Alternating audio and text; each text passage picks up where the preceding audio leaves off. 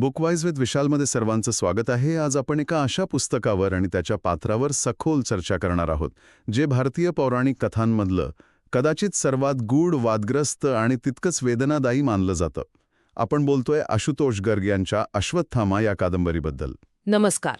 आणि हो, हे पात्र खरंच खूप गुंतागुंतीचं आहे. ही कादंबरी म्हणजे केवळ महाभारताचं पुनर्कथन नाही का? अजिबात नाही. खरं तर हे एका शापित अमर योद्ध्याच्या मनाचा एक मानसशास्त्रीय आणि म्हणू शकतो की दार्शनिक वेध घेणारं साहित्य आहे. बरोबर. ही कादंबरी आपल्याला काळ, नियती, अपराधभाव आणि अमरत्वाचा नेमका अर्थ काय असतो यावर विचार करायला लावते. अगदी. अश्वत्थामा हे पात्र नेहमीच एक क्रूर योद्धा किंवा सुडाने पेटलेला खलनायक. हो, याच भूमिकेत पाहिलं गेलंय, पण ही कादंबरी त्याच्या पलीकडे जाते. त्याच्या आतला संघर्ष, त्याचा एकाकीपणा आणि हजारो वर्षांच्या प्रवासात त्याला काय अनुभवावं लागलं यावर प्रकाश टाकते. चला तर मग या पात्राच्या गुंतागुंतीच्या आणि वेदनादायी प्रवासाचा शोध घेऊया. कादंबरीची सुरुवातच महाभारत युद्ध संपल्यानंतर होते, पण अश्वत्थामासाठी खरा संघर्ष तर तिथूनच सुरू होतो. हो, आणि त्या संघर्षाचं केंद्र आहे श्रीकृष्णाने दिलेला तो शाप. अमरत्वाचा शाप. कादंबरीच्या सुरुवातीलाच लेखक हे स्पष्ट करतात की हा शाप म्हणजे वरदान नाही, तर एक शिक्षा आहे. बरोबर. आणि इथेच अमरत्वाची संकल्पना खूप वेगळ्या, जवळजवळ उलट्या पद्धतीने मांडली आहे. ही कल्पनाच किती भयानक आहे. म्हणजे हजारो वर्ष जगायचं, पण शरीरावरच्या जखमा कधीही भरायच्या नाहीत. आणि फक्त शारीरिक जखमा नाहीत, मानसिक जखमांचं काय? तेच तर. सततचा एकाकीपणा आणि अपराधभाव याने जगत राहणं. हो, म्हणजे अमरत्व म्हणजे शक्ती नव्हे, तर अनंत वेदना. विचार करा, आपल्या डोळ्यासमोर आपली संस्कृती, भाषा, मूल्य, माणसं सगळं काही नष्ट होताना पाहणं. पण स्वतः मात्र नष्ट होऊ न शकणं. अगदी. ही एक भयावह कल्पना आहे. मृत्यू हीच माणसासाठी मुक्ती असू शकते, हे तत्वज्ञान लेखक इथे खूप प्रभावीपणे मांडतो. पण मग प्रश्न हा येतो की अश्वत्थामा इतका क्रूर का बनला? याचं उत्तर लेखक त्याच्या बालपणात शोधतो. हो, आणि हे खूप महत्वाचं आहे. कादंबरी हे स्पष्ट करते की त्याची क्रूरता जन्मजात नव्हती. ती परिस्थितीने घडवली होती. बरोबर. ती वंचितपणातून आणि अपमानातून जन्माला आलेली एक प्रतिक्रिया होती. तो द्रोणाचार्यांचा पुत्र होता, पण त्याचं बालपण गरिबी आणि अपमानात गेलं. ते दुधाऐवजी पिठात पाणी मिसळून प्यावं लागणं, ही घटना त्याच्या मनावर कोरली गेली असणार. नक्कीच. आणि इतर राजपुत्रांकडून होणारी थट्टा, या अनुभवांनी त्याच्या मनात एक खोल असुरक्षितता निर्माण केली. म्हणजे जेव्हा सतत दुर्लक्षित राहिलेल्या व्यक्तीला अचानक शक्ती मिळते, तेव्हा ती व्यक्ती स्वतःला सिद्ध करण्यासाठी विनाशकारी मार्गाचा अवलंब करू शकते. अश्वत्थामासाठी शक्ती मिळवणं हे केवळ युद्ध कौशल्य नव्हतं, तर ते त्याच्या अस्तित्वाला सिद्ध करण्याची एक गरज होती. अगदी. पण यात द्रोणाचार्यांची भूमिका काय होती? म्हणजे ते एक महान गुरु होते, पण एक वडील म्हणून? हाच तर कथेचा गाभा आहे. द्रोणाचार्य एक महान गुरु होते, यात शंकाच नाही. पण एक वडील म्हणून ते अश्वत्थामापासून भावनिकदृष्ट्या खूप दूर होते.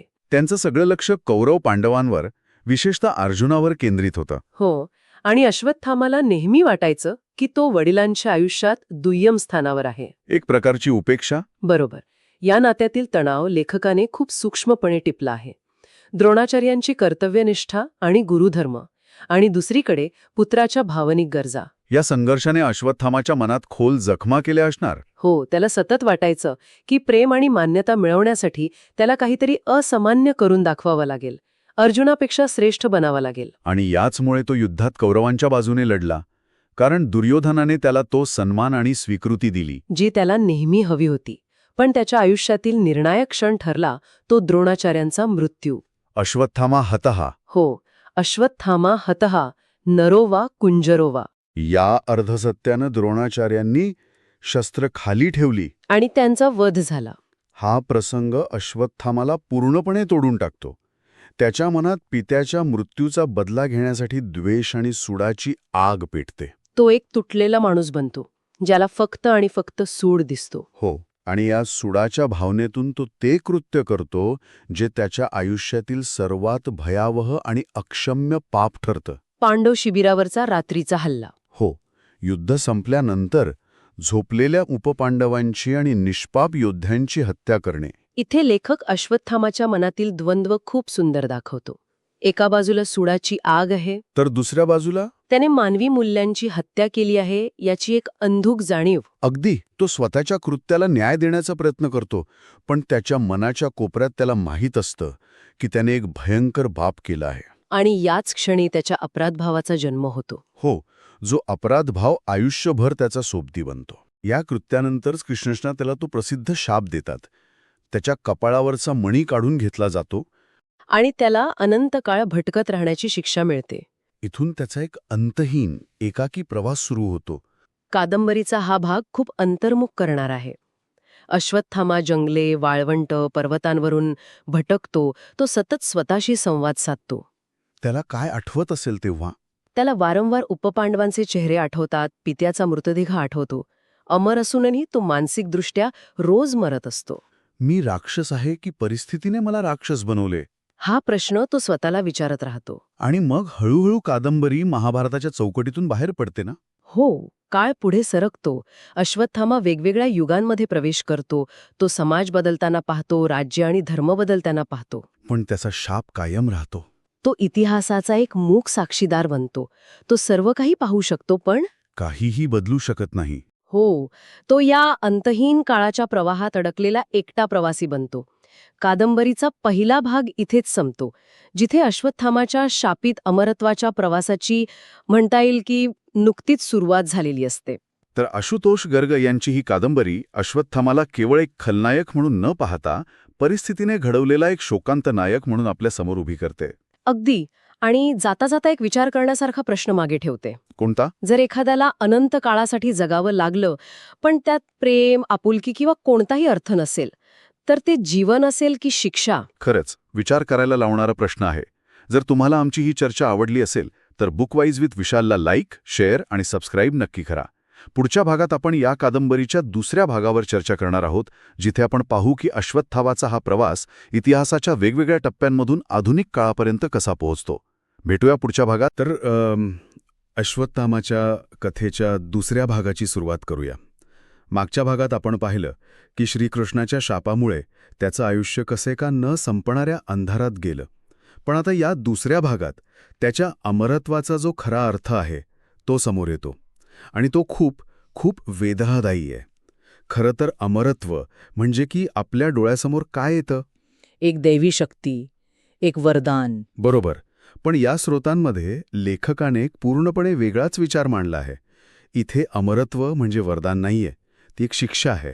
एक कधी न संपणारी शिक्षा. हो, आणि ही कल्पनाच किती भयानक आहे. विचार करा, आपल्याला एखादी साधी जखम झाली तर काही दिवसांनी ती भरून येते, आपण विसरूनही जातो. पण अश्वत्थामाच्या कपाळावरची जखम ती हजारो वर्ष तशीच राहिली. त्यातून सतत रक्त वाहत राहिलं. आणि ही फक्त शारीरिक वेदना नव्हती. मला वाटतं लेखकाने इथे जो सगळ्यात महत्त्वाचा मुद्दा मांडला आहे तो हा की खरी शिक्षा शरीराला नव्हती, तर मनाला होती. मनाला म्हणजे कशी? म्हणजे स्मृती, आठवण. आपण आपल्या आयुष्यातल्या वाईट आठवणी विसरण्याचा प्रयत्न करतो. काळानुसार त्या थोड्या धुसर होतात की नाही? हो, होतात. पण अश्वत्थामासाठी असं काहीच नव्हतं.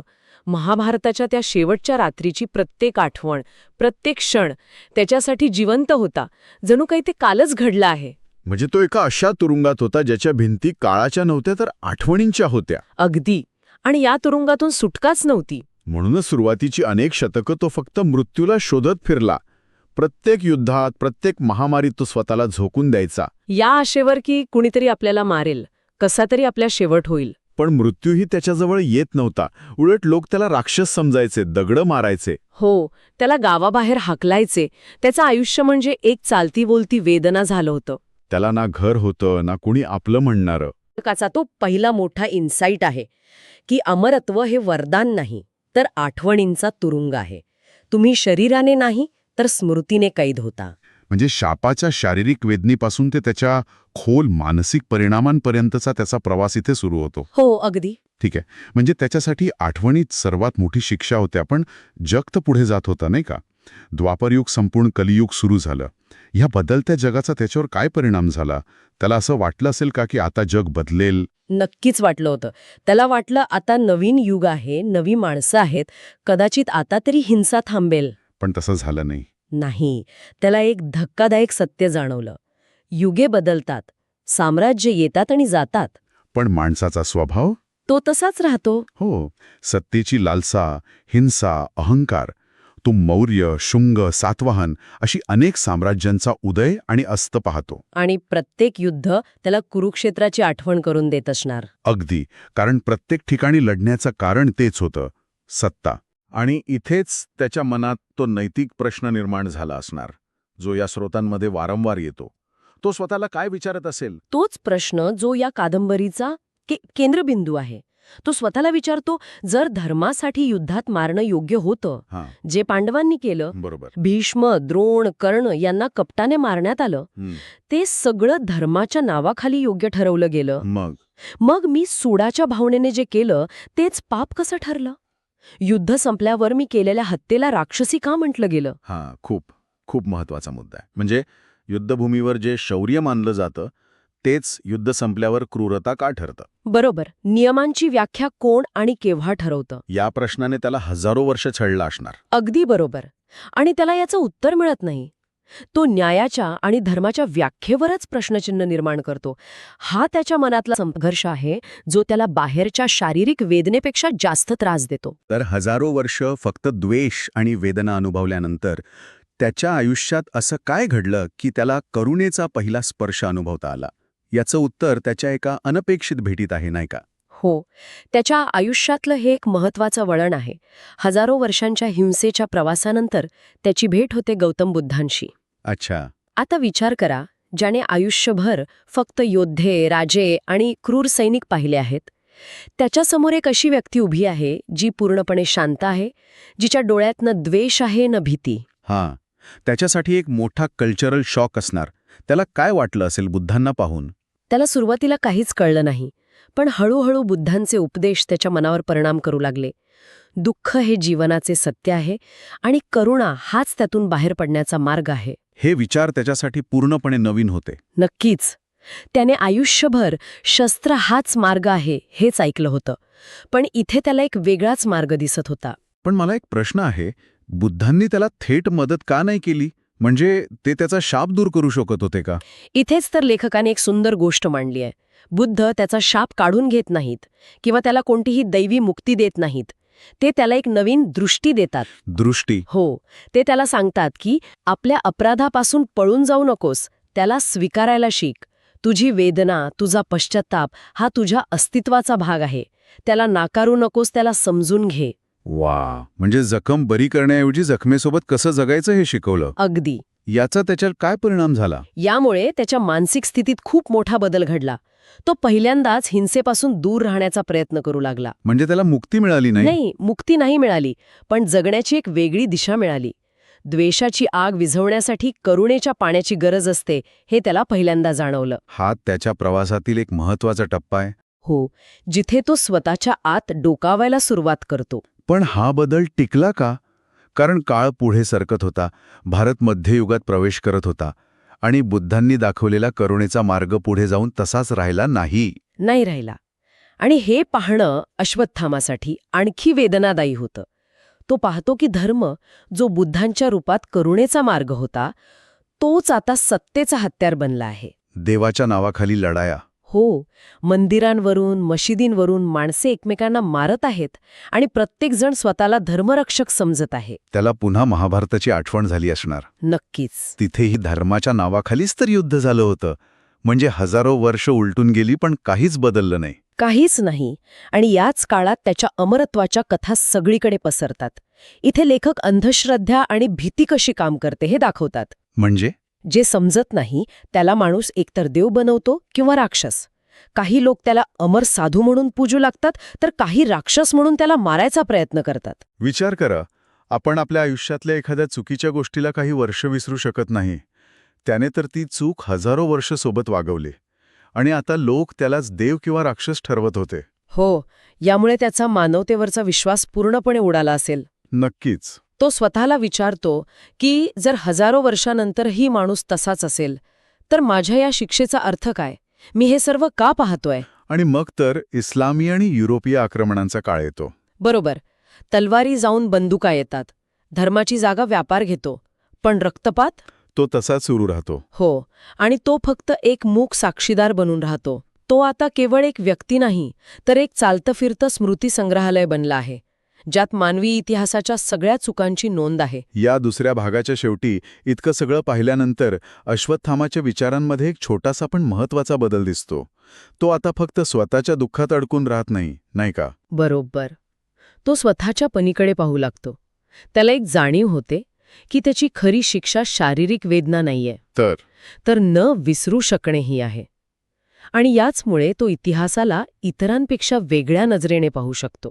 म्हणजे सामान्य माणूस इतिहास पुस्तकातून शिकतो, पण अश्वत्थामा? तो इतिहास जगला आहे. आणि याच जाणीवेतून त्याच्या वागण्यात बदल होतो. हा भाग मला खूप महत्वाचा वाटतो, कारण इथे तो पहिल्यांदा फक्त साक्षीदार राहत नाही. हो, तो कृती करू लागतो, पण तो काही मोठा इतिहास बदलत नाही. मग काय करतो? तो युद्धात जखमी झालेल्या सैनिकांना पाणी देतो. मग तो सैनिक कोणत्याही बाजूचा असो. अच्छा. तो युद्धात अनाथ झालेल्या मुलांचे रक्षण करतो. तो विध्वंसातून वाचलेल्यांना आश्रय देतो. म्हणजे तो मोठी वादळं थांबू शकत नाही, पण तो एखादा छोट्या दिव्याला विझण्यापासून वाचवू लागतो. अगदी. म्हणजे त्याला हे जाणवू लागतं की श्रीकृष्णाच्या शापाचा उद्देश फक्त शिक्षा देणं नव्हता. बरोबर. त्याला जाणवू लागतं की कदाचित श्रीकृष्णाला त्याला मानवतेच्या इतिहासाचा साक्षीदार आणि वाहक बनवायचं होतं. त्याला हे दाखवायचं होतं की हिंसा आणि द्वेषाचा शेवट काय होतो. हो, आणि हा विचार त्याला जगण्याचं एक नवीन कारण देतो. तो शापित योद्ध्यावरून आता इतिहास, धर्म आणि करुणेचा अभ्यासक बनलेला आहे. पश्चातापातून प्रायश्चित्ताकडे त्याचा खरा प्रवास इथं सुरू होतो. अगदी. तर हा होता अश्वत्थामाच्या प्रवासाचा दुसरा टप्पा, जिथे तो केवळ शापाचा ओझं वाहत नाही, तर त्या शापाचा अर्थ शोधण्याचा प्रयत्न करतो. जिथे तो द्वेषाच्या अग्नीतून बाहेर पडून करुणेचा पहिला स्पर्श अनुभवतो. इथेच एक विचार करण्यासारखा प्रश्न निर्माण होतो. ज्याने हजारो वर्ष मानवी क्रूरता आणि करुणा दोन्ही जवळून पाहिली आहेत, तो जेव्हा आधुनिक जगात प्रवेश करेल तेव्हा काय होईल? एक असं जग जिथे हिंसा अधिक सुसंस्कृत पण तितकीच विनाशकारी आहे. हो, जिथे धर्म आणि विज्ञान दोन्ही माणसाच्या हातात शस्त्र बनले आहेत. आणि हाच प्रश्न या विश्लेषणाच्या शेवटी आपल्या श्रोत्यांसाठी आहे. हजारो वर्षांचा मानवी इतिहासाचा साक्षीदार आज आपल्या जगात आला तर तो आपल्याला काय सांगेल? त्याचा अनुभव आपल्यासाठी आशेचा किरण ठरेल की निराशेचा संदेश? यावर विचार करायला नक्कीच हरकत नाही. पुढच्या वेळी आपण या पुस्तकाच्या शेवटच्या आणि अंतिम भागावर चर्चा सुरू करू. तोपर्यंत बुकवाईज विथ विशालला लाईक, शेअर आणि सबस्क्राईब करायला विसरू नका. नमस्कार. अश्वत्थामा या कादंबरीवरील आपल्या विश्लेषणाच्या या अंतिम भागात सगळ्यांचं स्वागत आहे. गेल्या भागात आपण पाहिलं की अश्वत्थामा इतिहासाचा एक मूक साक्षीदार म्हणून कसा युगानयुगांचा प्रवास करत होता. तो मानवी स्वभावाचं तेच चक्र पुन्हा पुन्हा पाहतोय. आता या तिसऱ्या आणि अंतिम टप्प्यात तो थेट आधुनिक जगात प्रवेश करतो. एक असं जग जिथे काळाचा वेग प्रचंड वाढलाय, जिथे शतकं क्षणांसारखी सरतात, पण माणसाचा मूळ स्वभाव मात्र तसाच आहे. आजच्या या सखोल चर्चेत आपण अश्वत्थामाच्या नजरेतून आधुनिक जगाचे वेगवेगळे पैलू उलगडणार आहोत. आपण ज्या स्रोतांचा अभ्यास करतोय त्यानुसार अनेक महत्त्वाचे मुद्दे समोर येतात. चला ते आधी सविस्तरपणे समजून घेऊया. सर्वात आधी आपण बोलणार आहोत आधुनिक युद्धाच्या बदललेल्या स्वरूपावर. अश्वत्थामाच्या काळातली युद्ध समोरासमोर तलवारींनी लढली जायची. पण आता तो काय पाहतोय तर तलवारींची जागा बंदुका, रणगाडे आणि अणुबॉम्बने घेतलीय. युद्ध आता रणांगणापुरतं राहिलेलं नाहीये, तर ते शहरांमध्ये निष्पाप लोकांच्या घरापर्यंत पोचलंय. आणि सगळ्यात महत्त्वाचं म्हणजे हजारो मैल दूर बसून एका बटनाने हजारो जीव घेतले जातात. या बदलामुळे युद्धाची नैतिकता आणि वैयक्तिक जबाबदारीची भावना कशी पुसली गेलीये, हा एक अत्यंत महत्त्वाचा मुद्दा आहे. त्यानंतर आपण लक्ष केंद्रित करणार आहोत औद्योगिक क्रांतीवर. हा अश्वत्थामासाठी एक मोठा सांस्कृतिक धक्का आहे. हजारो वर्ष निसर्गात जंगलात राहिल्यानंतर तो शहरात येतो आणि पाहतो की माणूस आता निसर्गाचा भाग नाही, तर तो मशीनचा एक भाग बनला आहे. आणि जेव्हा युद्धच एक उद्योग बनतं जिथे शस्त्र बनवणारा, विकणारा आणि वापरणारा हे सगळे वेगळे असतात, तेव्हा खरा गुन्हेगार नक्की कोण, असा प्रश्न त्याला आतून खोखरतो. तिसरा महत्त्वाचा मुद्दा आहे जागतिक महायुद्धे. ही युद्धे त्याला महाभारताची एक जागतिक आणि अधिक क्रूर आवृत्ती वाटतात. राष्ट्रवादाच्या नावाखाली होणारा लाखोंचा रक्तपात, छळछावण्या, वंशसंहार हे सगळं पाहून तो स्वतःलाच प्रश्न विचारतो, जर माझ्या एका रात्रीच्या कृत्यामुळे मी राक्षस ठरलो तर मग हे काय आहे? यानंतर आपण चर्चा करू विज्ञान आणि नैतिकता यांतील दरीवर. माणूस चंद्रावर पोचला, अणुबॉम्ब बनवला, पण शेजाऱ्याशी शांततेने कसं राहायचं हे शहाणपण तो अजून शिकला नाही. मग आपण पाहू अश्वत्थामामध्ये झालेला अंतर्गत बदल. हजारो वर्षांच्या अनुभवानंतर तो इतिहास बदलण्याचा प्रयत्न सोडून देतो. त्याला कळतं की ते व्यर्थ आहे. त्याऐवजी तो वैयक्तिक पातळीवर लहान लहान मदतकार्य करू लागतो. त्यानंतर आपण त्याच्या शापाच्या अंतिम अर्थाकडे वळू. त्याचा शाप ही खरंच एक शिक्षा आहे की एक जबाबदारी? मानवतेला आरसा दाखवण्याचं एक साधन. आणि शेवटी आपण पाहू की त्याला खऱ्या अर्थाने मुक्तीची एक झलक मिळते का, की त्याचा हा अंतहीन प्रवास असाच सुरू राहतो. चला तर मग अश्वत्थामाच्या या आधुनिक आणि तितक्याच गुंतागुंतीच्या प्रवासाचा सखोल वेध घेऊया. तर अश्वत्थामा आता आधुनिक जगात आला आहे. त्याच्यासाठी सर्वात मोठा धक्का म्हणजे युद्धाचं बदललेलं स्वरूप. तो पाहतो की हत्यारं बदलली आहेत, पण माणसाची क्रूरता हां. ती तीच आहे. किंबहुना ती अधिक इम्पर्सनल, अधिक थंड झाली आहे. अगदी. जिथे पूर्वी तलवारी होत्या तिथे आता हजारो मैल दुरून नियंत्रण करता येणारी क्षेपणास्त्र आहेत. मला वाटतं त्याच्यासाठी सर्वात विचित्र गोष्ट ही असेल की आता शत्रूचा चेहराही दिसत नाही. तुमचा मुद्दा खूप महत्वाचा आहे, कारण यातच एक मोठा मानसशास्त्रीय बदल दडला आहे. महाभारतात जेव्हा योद्धे लढायचे तेव्हा शत्रू त्यांच्या डोळ्यासमोर असायचा. त्याच्या डोळ्यात भीती दिसायची, राग दिसायचा. त्यामुळे केलेल्या कृत्याची एक थेट वैयक्तिक जबाबदारी जाणवायची. हो. पण आधुनिक युद्धात ही जबाबदारी पूर्णपणे विभागली जाते, जसं की एका कॉर्पोरेट प्रोजेक्टमध्ये असतं. बरोबर. कोणीतरी आदेश देतो, कोणीतरी शस्त्र बनवतो आणि कोणीतरी फक्त एक बटन दाबतो. मग ह्यातला खरा अपराधी कोण? हाच प्रश्न आहे. ही जी नैतिक अस्पष्टता आहे ना, ती अश्वत्थामाला त्याच्या शापाच्या वेदनेपेक्षाही जास्त भयंकर वाटते. खरंय. स्पष्ट होती. आधुनिक जगात सिस्टीम गुन्हा करते आणि सिस्टीमला कोणी फाशी देऊ शकत नाही. आणि मला वाटतं हीच भावना औद्योगिक क्रांतीच्या अनुभवातून अधिक गडद होते. आपण या मुद्द्यावर थोडं जास्त बोलूया. हो, नक्कीच. कारण तो केवळ युद्धापुरता मर्यादित नाही.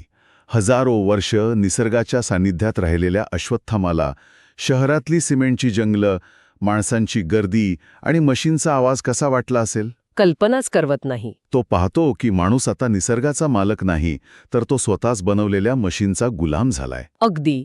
औद्योगिक क्रांतीने फक्त शस्त्र नाही बदलली, तर माणसाचं निसर्गाशी आणि स्वतःशी असलेलं नातं तोडलं. अश्वत्थामाच्या नजरेतून लेखक हेच दाखवतात.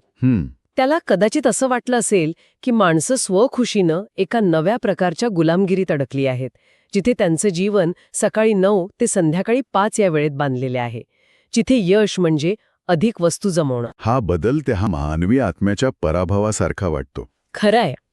आणि हीच कार्यक्षमता आणि उत्पादकता जेव्हा युद्धाच्या क्षेत्रात वापरली जाते तेव्हा नरसंहाराला इंडस्ट्रीचं स्वरूप येतं. बापरे. छळछावण्या हे त्याचं सर्वात भयंकर उदाहरण आहे. आणि याच औद्योगिक क्रूरतेचा कळस म्हणजे पहिलं आणि दुसरं महायुद्ध.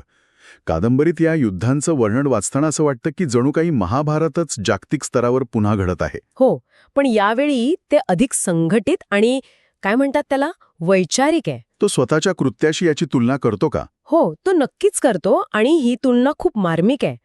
त्याला जागतिक युद्धे ही महाभारताचीच एक मोठी आवृत्ती वाटतात. पण एक फरक आहे. काय फरक आहे? महाभारताचं युद्ध धर्म किंवा न्याय या संकल्पनांभोवती लढलं गेलं होतं. पण इथे राष्ट्रवादाच्या नावाखाली, वंशश्रेष्ठत्वाच्या विचारसरणीखाली लाखो लोकांना यंत्रवतपणे मारलं जातंय. हिरोशिमा आणि नागासाकीवर अणुबॉम्ब टाकल्याची घटना पाहून तर तो पार हादरतो. त्याला त्याच्या कृत्याची आठवण येते, सौप्तिक पर्वाची. अगदी. पण त्याला जाणवतं की त्याचा अपराध वैयक्तिक सूड आणि रागातून घडला होता. अणुबॉम्बचा वापर हा एका राष्ट्राने थंड डोक्याने रणनीती म्हणून केलेला सामूहिक विध्वंस होता. तेव्हा तो स्वतःलाच विचारतो, जर मी राक्षस होतो तर हे काय आहे? ही तुलना अंगावर काटा आणणारी आहे. अगदी. आणि मला वाटते इथूनच कादंबरी तिच्या मूळ गाभ्याकडे वळते. ज्ञान विरुद्ध शहाणपण. बरोबर. विज्ञानाने मानवाला प्रचंड शक्ती दिली, पण ती वापरण्याची नैतिकता किंवा शहाणपण दिलं नाही. अगदी. हाच या कादंबरीचा केंद्रबिंदू आहे. अश्वत्थामा पाहतो की माणूस चंद्रावर पोहोचलाय, पण तो अजून स्वतःच्या आत पोचू शकलेला नाहीये. तो माहितीच्या महापुरात जगतोय, पण दिवसेंदिवस अधिक एकटा पडतोय. हो. डिजिटल युगात लोक सोशल मीडियावर हजारो मित्रांशी जोडलेले आहेत, पण प्रत्यक्षात खूप एकटे आहेत. अश्वत्थामाला हा एकटेपणा ओळखीचा वाटतो. हो, कारण तो स्वतः हजारो वर्षांपासून एकटाच आहे. पण फरक आहे. त्याचा एकटेपणा शापित आहे. आणि आजच्या माणसाचा एकटेपणा त्यांनी स्वतःहून स्वीकारलेला आहे.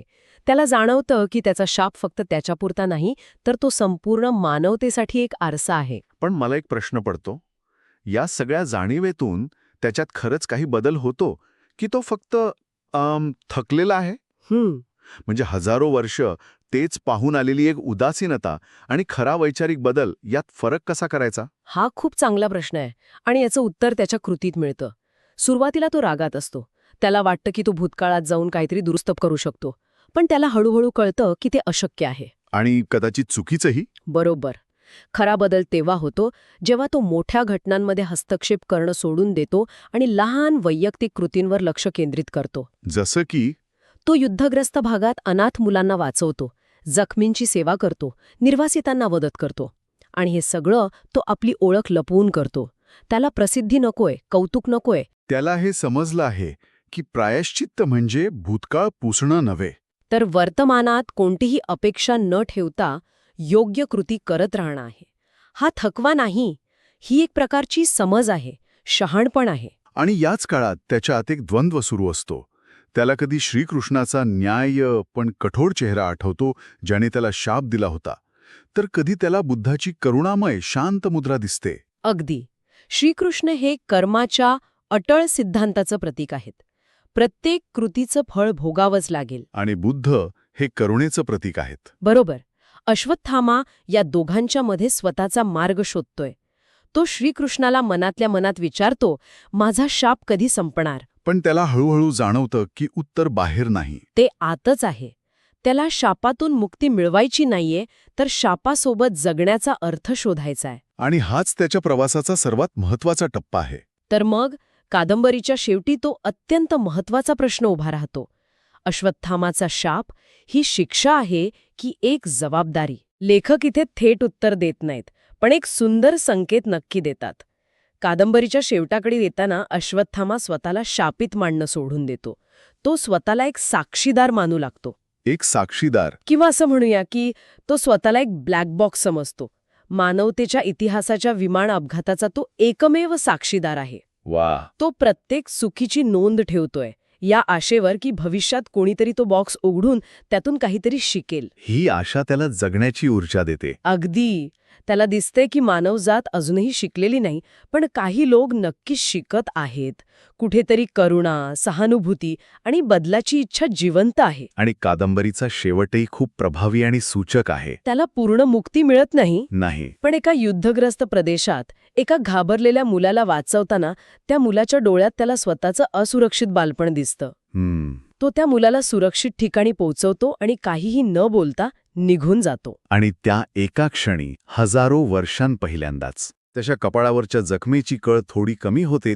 त्याला अंतर्मनात एक प्रकारची शांतता जाणवते. हीच मुक्तीची सूक्ष्म झलक आहे. हो. लेखक सांगतायत की ही मुक्तीची सुरुवात असू शकते. हा पूर्णविराम नाही, तर एक अल्पविराम आहे. वाह. कदाचित मुक्ती म्हणजे वेदनेचा संपूर्ण अंत नसून वेदनेसह शांततेने जगण्याची कला शिकणं आहे. त्याचा प्रवास संपत नाही, पण त्या प्रवासाचा अर्थ बदलतो. बरोबर. तो आता शापाचं ओझं वाहणारा एक दुःखी आत्मा नाही, तर मानवतेच्या चुकांचा साक्षीदार आणि एक निनावी मदतनीस बनला आहे. आपण या कथेच्या समारोपाकडे जाण्यापूर्वी जर आपल्याला हे सविस्तर विश्लेषण आवडत असेल तर कृपया बुकवाईज विथ विशालला लाईक, शेअर आणि सबस्क्राईब करायला विसरू नका. यामुळे आम्हाला अशाच आणखी कथा आपल्यापर्यंत पोहोचवण्यासाठी प्रोत्साहन मिळते. तर अश्वत्थामा ही कादंबरी शेवटी आपल्याला सांगते की अश्वत्थामा केवळ एक पौराणिक पात्र नाही, तर तो आपल्या सर्वांचं प्रतिबिंब आहे. खरं आहे. आपला राग, आपली हिंसा, आपले अपराध आणि त्यानंतर येणारा पश्चाताप हे सगळं त्याच्यात सामावलेलं आहे. त्याचं अमरत्व म्हणजे केवळ दीर्घायुष्य नाही, तर आपल्या कृतींची जबाबदारी स्वीकारून जगणं आहे. अगदी. ही कादंबरी वाचकाला काही मूलभूत प्रश्न विचारून अंतर्मुख करते. जसे की आपण आपल्या चुकांकडे कसे पाहतो? आपण इतिहासातून खरोखर काही शिकतो का? आणि करुणा म्हणजे केवळ एक भावना आहे की एक कृती? अगदी. अश्वत्थामाचा हा न संपणारा प्रवास आपल्याला हेच सांगतो की मानवतेची खरी परीक्षा युद्धात नाही, तर शांततेत आहे. आणि हा प्रवास प्रत्येकाला स्वतःच्या आत करावा लागतो. तुम्हाला पुढच्या वेळी कोणत्या पुस्तकाचा सारांश ऐकायला आवडेल? तुमच्या सूचना कमेंट्समध्ये नक्की कळवा. कदाचित पुढच्या भागात तुमच्याच पसंतीच्या पुस्तकावर चर्चा होईल.